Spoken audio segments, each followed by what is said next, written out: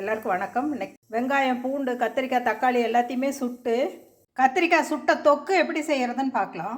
கத்திரிக்காய் மேல் இருக்கிற அந்த கோம்பை மட்டும் பிச்சுட்டு இதில் எண்ணெய் தொடச்சி வச்சுக்கலாம்.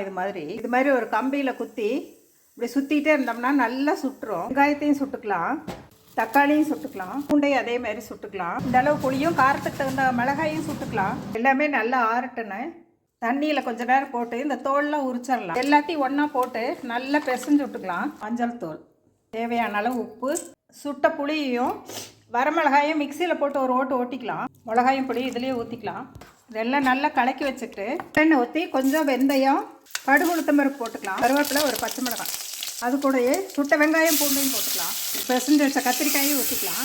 1/4 ஸ்பூன் வெந்தயத்தூள், 1/4 ஸ்பூன் சோம்புத்தூள். ஏற்கனவே எல்லாமே சுட்டுருக்கிறதுனால ரொம்ப கொதிக்க விட தேவையில்லை, ஒரு கொதி வந்தால் போதும். கொத்தமல்லி தலை மேலே போட்டுவிட்டு இறக்கிடலாம். நல்லெண்ணெய் போட்டு சாதத்தில் பிசைஞ்சு சாப்பிட்டா ரொம்ப சூப்பராக இருக்கும்.